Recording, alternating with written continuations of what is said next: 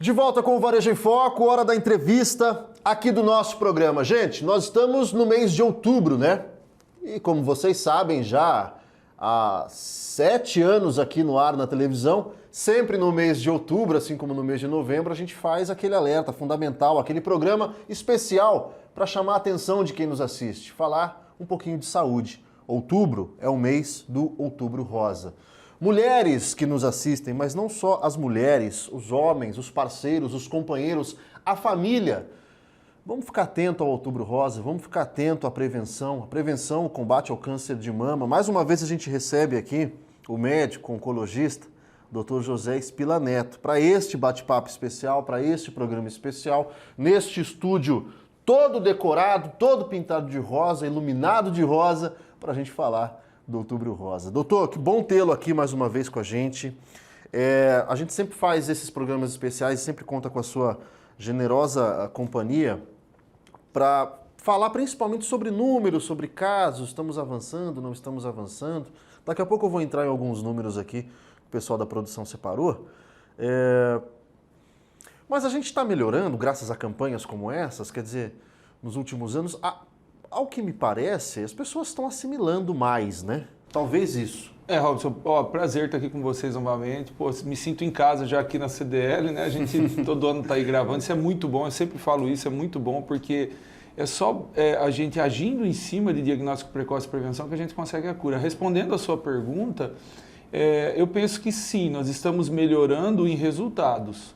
Porque com esse tipo de campanha, nós conseguimos fazer um diagnóstico precoce nas mulheres. O diagnóstico precoce, Robson, o estágio clínico 1, por exemplo, você consegue 95% de cura, 95%, entendeu? Então, eu acho que sim, nós estamos melhorando, em que pese, óbvio, que tem uma crescente de casos, né? Há 15 anos atrás, 20 era 50 mil casos ano, hoje nós estamos em 73, 74 mil novos casos por ano. É isso, a gente tem aqui os números do INCA, o Instituto Nacional do Câncer, uma estimativa para 2023, está dentro disso que o doutor falou, 73.610 novos casos são estimados de câncer de mama nas mulheres em todo o Brasil. Quando a gente coloca essa melhora, doutor, é nível nacional. Isso reflete, evidentemente, também em Rondonópolis? Sim, eu penso que sim. O objetivo maior, que vai ter uma crescente até por expansão da população e etc., a gente espera. E uma outra coisa também, a crescente ela ocorre em virtude dos métodos de diagnóstico. Quanto mais você melhorar os métodos de diagnóstico, mais você faz o diagnóstico do câncer e o objetivo, o diagnóstico precoce do câncer mesmo. Então, eu penso que na nossa situação, o importante é você fazer a prevenção, quando você pega aí uma lesão precursora sem desenvolver o câncer, ou mesmo o diagnóstico precoce como vem sendo feito. É raro hoje acontecer de aparecer, na minha clínica pelo menos, câncer avançado de mama, é muito raro. Ele teve uma mudança, se você pegar as nossas gravações antigas aqui na CDL, ele teve uma mudança na época da pandemia, que as mulheres deixaram, então começaram a voltar caso bem complicado, com metastático e tudo, mas depois isso voltou ao normal, aí a culpa é da pandemia, obviamente, né, que todo mundo se retraiu, depois voltou ao normal. Eu ia tocar nesse ponto mesmo. Eu me lembro desse programa, eu me lembro disso, nós estávamos ainda na pandemia, gravando com distanciamento, uma série de regras, máscara. E a preocupação era essa. Casos, enfim, a gente retrocedendo em tudo. Olha, especialmente eu tenho gente da pandemia, da época da pandemia, comigo, metastático daquela época, estão fazendo tratamento até hoje. Lógico, já não fazem mais quimioterapia e tudo, estão com o tumor estabilizado, em especial metástase óssea e tudo mais. Tinha metástase pulmonar que está com tumor de estabilidade de mama, estou falando, né? Tá, graças a Deus estão vivos, mas o pessoal da época da pandemia se retraiu. E a gente começou a ver, eu em especial vi, por exemplo, destruição de mama, que fazia muito tempo que a gente não via assim, né? Mas hoje não, hoje voltou ao normal com diagnóstico precoce. É muito bom, porque é 95% de cura quando você pega pequeno, né? Bem pequeno. Outro ponto, doutor, que eu queria tocar já nesse primeiro bloco com relação à estrutura de saúde, particular, mas especialmente a pública aqui na cidade de Rondonópolis. A gente sempre toca nesse ponto também, e como é que o senhor avalia as nossas condições para atender essas mulheres, principalmente as que não têm condição? Então, nós temos uma dificuldade em exames de diagnóstico, isso no Brasil todo. Nós aqui temos uma estrutura para o tratamento do câncer já estabelecida, de longa data. Isso eu credenciei o serviço em 2009, então ele funciona. Agora, veja uma coisa que aconteceu de novo esse ano. Existe uma campanha em São Paulo, até o pessoal do Vencer o Câncer, que eles falam em Outubro Rosa para Todas. Outubro Rosa para Todas, o que ele traz o que ele põe em pauta? Outubro Rosa para Todas é o seguinte, que a gente sabe que a resposta patológica tumoral, quando você faz o tratamento quando você faz o diagnóstico precoce, quando você faz o tratamento com drogas indicadas, seja lá quimioterapias, mas de alto custo, quimioterapia, anticorpo monoclonal, que é droga-alvo, ou mesmo imunoterapia, você consegue uma resposta patológica em torno de 90%. Isso acontece em convênios e particulares. Já no SUS, a resposta patológica por artigo, isso estou falando de artigo, não é na minha cabeça não. Quem quiser, siga lá o Estudo Vencer o Câncer, vai ver isso, é 60%. Então, existe ainda uma defasagem de resultado, sim, no Brasil todo, não só aqui em Rondonópolis, falar a nível de Brasil, porque esse trabalho é a nível de Brasil, de resultado, quando você faz o tratamento em clínicas privadas, convênios particulares e particular no SUS. Exatamente por isso que a gente tem que focar em cima de liberação de novas drogas e etc., para que fique uma coisa equalizada para todos. Essa defasagem vem da falta do acesso, talvez, é isso? Eu penso que por ser medicamentos de um custo muito elevado, como imunoterapia e tudo mais, hoje a gente tem alguns trabalhos, não vou citar nome de trabalho, mas por exemplo, Destiny Breast 03, se você tiver um triplo negativo maior que 2 centímetros, N positivo, é coisa muito específica de trabalho, né? Você já faz hoje no tratamento prévio a quimioimunoterapia. O que a gente deixava para fazer quando era tumor metastático lá na frente, você faz hoje no início. Então, você associa a imunoterapia. Eu tenho pelo menos uns 3 ou 4 casos na clínica correndo desse jeito. Isso liberou-se, foi um trabalho da ASCO do ano passado, e liberou esse ano, no começo do ano, pela Anvisa, e a gente já está correndo dessa maneira lá na clínica. Então, esse tipo de medicamento tem um valor muito alto. Se as mulheres do SUS, para ter acesso, costumam entrar na justiça, judicializar e tudo mais, o que isso é ruim. Eu penso que o acesso tem que ser igual para todas. É exatamente por isso que eu apoio essa campanha do Outubro Rosa para Todas. Quando a gente fala de judicializar, a gente está falando de tempo. E para essas mulheres o tempo é precioso. Sem dúvida nenhuma, você tocou num ponto fantástico. Quando você solicita um medicamento desse, de fato você precisa para ontem. E a média que a gente vê de conseguir, pelo menos a minha média, estou falando do meu dia a dia, ou de outro colega não sei, é em torno de 3 a 6 meses, quando pede, quando judicializa, entendeu? Então, existe um delay que talvez custe a vida. É isso. A gente, pacientes nossas aqui locais, vão para Barretos. A gente está discutindo agora também a vinda do Hospital do Câncer aqui para Rondonópolis. É uma vontade política, tem uma articulação, não quero entrar nesse mérito, mas que de fato seria bom termo, seria? Sim, eu tenho várias pacientes. Hoje em dia, como a gente faz as teleconsultas e tudo mais, eu tenho muitas pacientes de Barretos. Mas veja uma coisa, de Barretos em especial, o tratamento de Barretos é muito bom, seria bom sim ter uma unidade de Barretos aqui, eu defendo, até porque a unidade de Barretos aqui, o que ela vai fazer, até onde eu sei, é diagnóstico. Vai ser uma unidade de prevenção e diagnóstico precoce. Então, quer dizer, isso vai agilizar o diagnóstico. Então, sim, que bom. Tudo que agiliza o diagnóstico, sem tomar lado, isso é bom.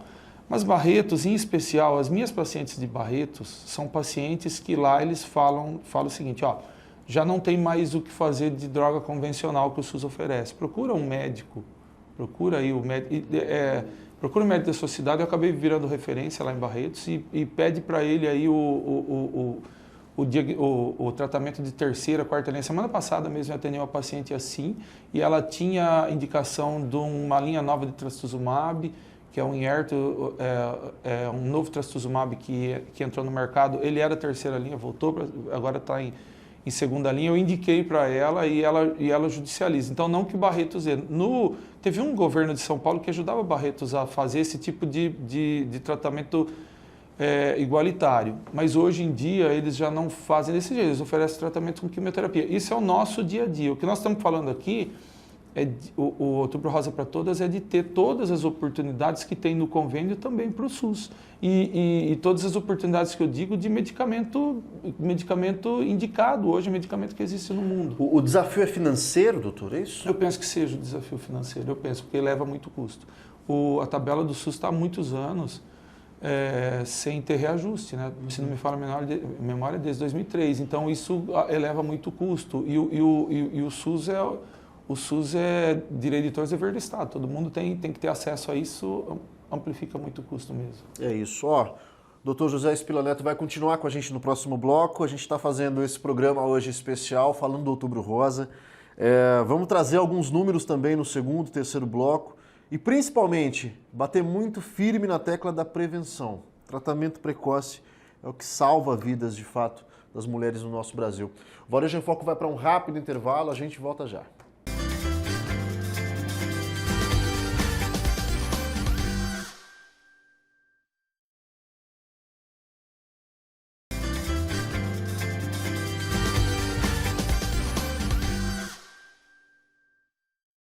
De volta com o Varejo em Foco, dando continuidade ao nosso programa, esse programa especial, falando do Outubro Rosa, aqui com o médico oncologista, Dr. José Spila Neto, mais uma vez aqui com a gente, para programas sempre especiais quando vem. Doutor, tem um outro número aqui, e aí chama muito forte a importância da prevenção. 15,5% das mortes no mundo em decorrência do câncer de mama. É muita gente. É muito. É muita coisa. 24% de novos casos no mundo todo é câncer de mama. É muito, né? Mundo todo. Eu acho que é exatamente por isso que a gente tem que continuar fazendo esse tipo de coisa que a gente está fazendo. Prevenção todo ano e época de prevenção. Porque, veja bem, esse tipo de coisa é causada, eventualmente, não por tumores que são um pouco mais agressivos, mas na maioria das vezes é por dificuldade de diagnóstico tardio. Uhum. Então a gente consegue se bater em cima disso, penso, a gente consegue diminuir drasticamente isso, né? A gente consegue, dentro desse número, traçar uma faixa etária ou já acomete todos? Não, a faixa etária que mais acomete as mulheres no câncer de mama é de 50 a 69 anos. Uhum. Mas veja, tem algumas exceções. Histórico familiar é uma delas, né? Se você tiver histórico familiar, seria interessante que você fizesse já uma avaliação ao longo da vida, mas em especial acima dos 40 anos. Acima dos 40 anos. Exatamente. Autoexame em casa, começa daí. Tem o autoexame em casa, né, Robson, que você faz. Levantar o braço. Aquele que a gente fala todo ano, levanta o braço levanta o braço homolateral, que é o mesmo, palpa com a mão contralateral, de dentro para fora, de fora para dentro. A acurácia desse tipo de método é detecção de nódulo a partir de 1 centímetro, entendeu? Então, sim, é um método legal para você ver, mas ele não consegue pegar pequenininho. Quando a lesãozinha bem pequenininha, né? Tipo microcalcificação, ou mesmo um tumor bem no início que se desenvolve. Então, ele não consegue pegar. Em especial, se a gente for falar a respeito de histórico familiar e tudo mais, hoje, depois a gente pode entrar um pouco mais à frente, que existe os testes genéticos, né, que você já consegue saber se tem uma propensão maior ao desenvolvimento do câncer de mama, ovário. Aquela predisposição rastreando a genética. A genética, é isso mesmo, né? Sim. Em especial no câncer existe teste genético para mutação, em especial no câncer de mama, para BRCA1 e 2, que é Breast Cancer 1 e 2, BRCA1 e 2. Aí não é toda mulher que tem histórico familiar que é mutada. Fica em torno de 15 a 20% de 10 a 15%, de 15 a 20%, dependendo do estudo, uma média aí de 15%. Para breast cancer 1 e 2, então não quer dizer que se você tem um histórico familiar, você vai ter a mutação, mas eu tenho famílias inteiras que são mutadas lá na clínica. É aquele caso, a gente puxa até um gancho, é aquele caso da Angelina Jolie, você se lembra? Ah, sim. De tempos atrás, é aquilo, ela tinha um histórico familiar, e ela fez esse exame, o teste genético, e depois ela era mutada, ela fez a adenomastectomia e depois ficou de fazer a forectomia, mas não anunciou, deve ter feito. Por ser uma grande, uma personalidade, isso, algo que repercutiu muito e a retirada, ela optou por fazer um procedimento e tudo mais, enfim. Não foi à toa, não foi da cabeça dela. Não, com certeza foi de um não. E estudo. faz anos, né? Foi acho que em torno de uns 10 anos atrás. É. Doutor, neste caso de mulheres que tenham histórico familiar, a partir de quando tem que começar a ser acompanhada por um médico ainda jovem? Então, quando tem um forte histórico familiar, a gente já avisa as mulheres que você tem filha e etc. Já pede para sua filha, digo assim, da vida adulta em diante, né? Para que vá atrás, que faça exame e tudo mais. Mas em especial com histórico familiar, em especial, a partir dos 40 anos para triagem. Mas o teste genético ele tá aberto a qualquer idade, né? Este teste genético, a gente volta a falar da estrutura de saúde, a rede pública não oferece. O teste genético é solicitado e depois eu não sei te falar ao certo se a rede pública está oferecendo o teste genético, não sei mesmo. Mas ele é solicitado e até onde eu sei, eu penso que eles têm, tem que entrar na justiça ou fazer por conta, mas é uma coisa que eu não sei te falar ao certo se está. Assim como a PET-CT, eles tinham uma cota inicialmente, então eu não sei como está isso. Mas são questões, a gente acaba sempre voltando naquela coisa. As questões, seja financeira ou da vontade política, ou do sistema como um todo, se tornam grandes obstáculos, grandes empecilhos. Quando a gente... São testes caros, Robson.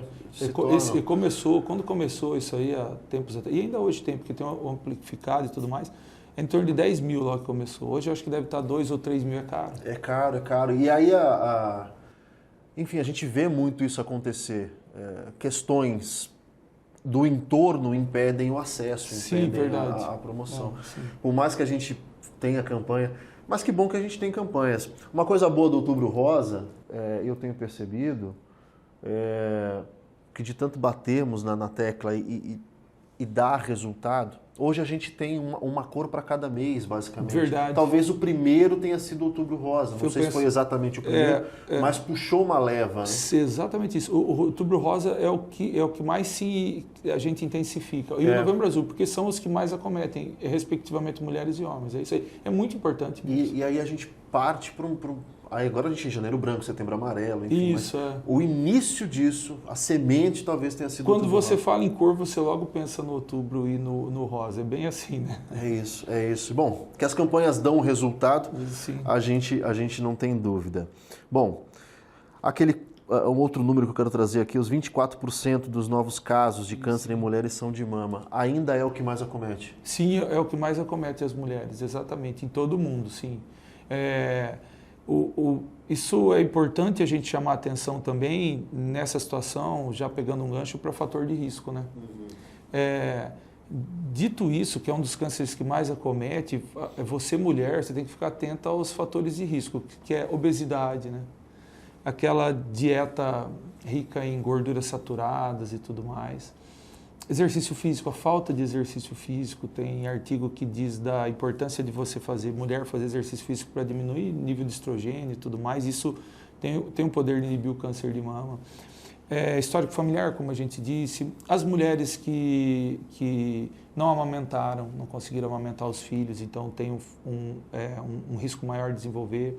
E também aquelas que têm, sabe, menarca, primeira menstruação, né, menopausa, o período de última menstruação, é aquilo que a gente chama de menarca precoce, muito precoce, ou menopausa tardia, que são os extremos. Então, menstruar muito cedo ou parar muito tarde. Exatamente, E eu estou falando dos fatores de risco porque isso tem um impacto em sobrevida, né? Então é importante que as mulheres fiquem atentas a isso. É isso. Essa coisa da qualidade de vida, dos hábitos saudáveis, também é engraçado como tudo passa por isso. Né? Verdade. Tudo passa por isso. E uma coisa engraçada também, uma coisa interessante que a gente tem que notar não só para o câncer de mama, para todos os cânceres. Olha, lógico, o cigarro a gente sabe, eu não falei do cigarro, mas o cigarro é uma coisa que desde os anos 90, e todos eles, VAP, etc.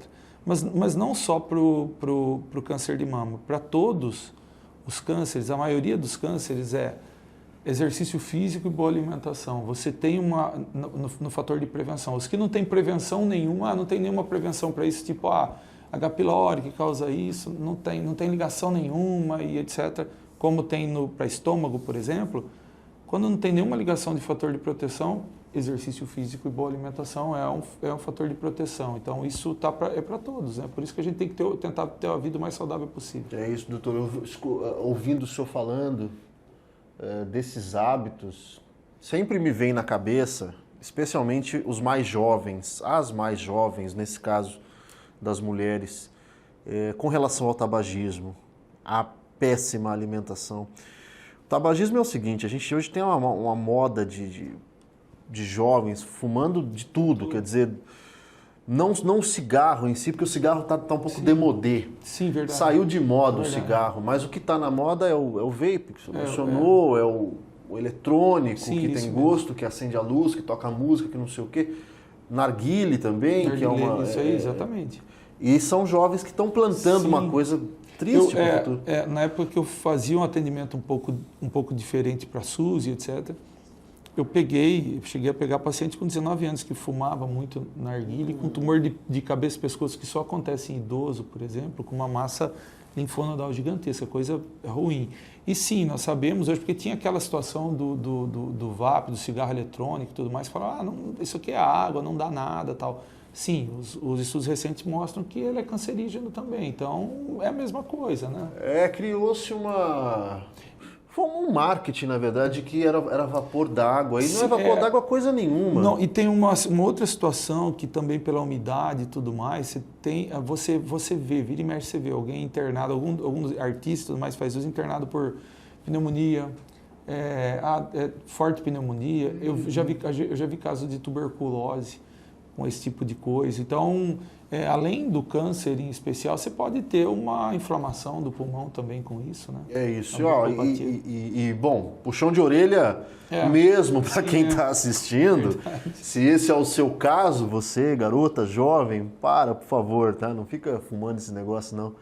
Porque você está plantando uma coisa que vai ser dura lá na frente, viu? A saúde cobra mesmo.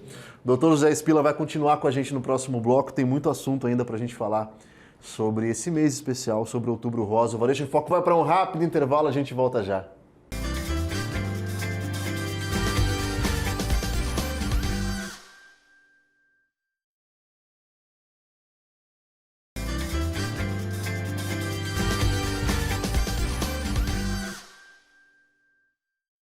De volta com o Varejo em Foco, dando continuidade ao nosso programa, o terceiro e último bloco aqui com o Dr. José Spilla Neto, médico oncologista aqui em Rondonópolis, para falar do Outubro Rosa. Eu digo em Rondonópolis, mas hoje o Dr. Spilla é referência não só aqui, cidades da região também só atende, né? Primavera, por exemplo, né, doutor? Verdade. Primavera, nós temos uma clínica lá que chama aqui chama Oncoprime, em Primavera chama Oncoplus, e nós temos também uma clínica em Jaciara, junto ao Hospital Santa Lúcia. E aí, como a gente faz também consulta por teleconsulta, então é o Brasil todo. Acaba atendendo o Brasil todo. Não, eu conheço um pouco da sua caminhada, da sua andança, sei que anda muito.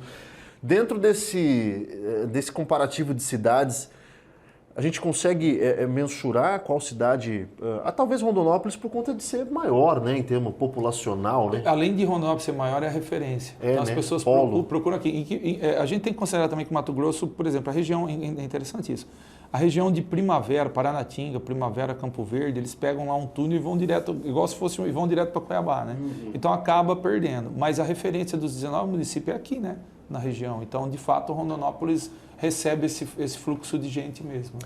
É um grande desafio, um desafio enorme. Dar conta da demanda e atender, encaminhar todo mundo. Sim, exatamente. Graças a Deus, até onde sei, a gente consegue fazer isso. Né? Eu penso que consegue, sim. O SUS ainda que a gente ainda fale mal do SUS e etc., o SUS é um sistema de saúde que funciona.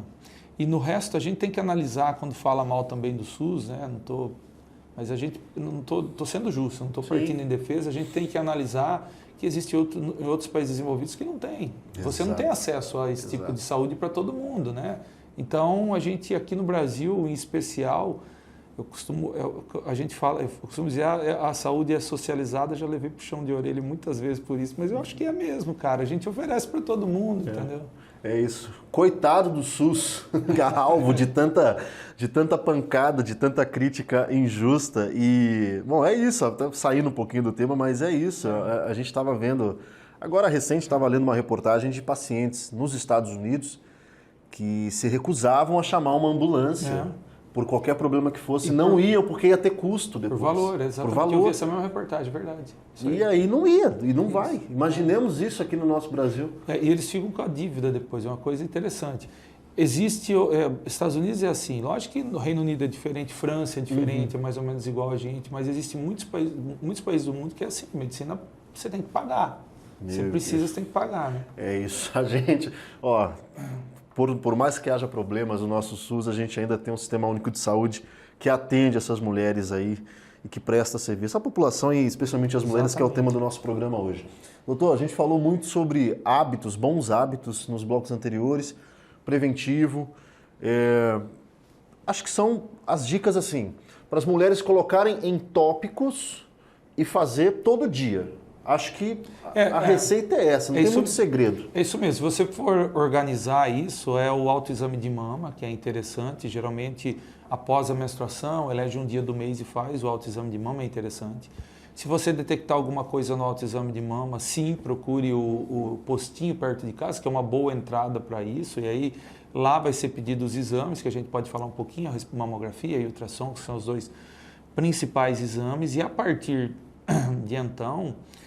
você tem que também, isso nós já estamos falando em um nódulo estabelecido, uma suspeita. A partir de então, você tem que levar em consideração também os hábitos que a gente falou, o hábito de vida saudável, que é alimentação, exercício físico, a parte emocional equilibrada, Robson. A gente vive, antes da gente dormir toda noite, a gente fica no celular vendo matérias e isso faz com que sua cabeça acelere. Com certeza, se você vê alguma coisa que você não gosta, você já vai dormir contrariado. Isso é uma coisa que mexe e traz ansiedade.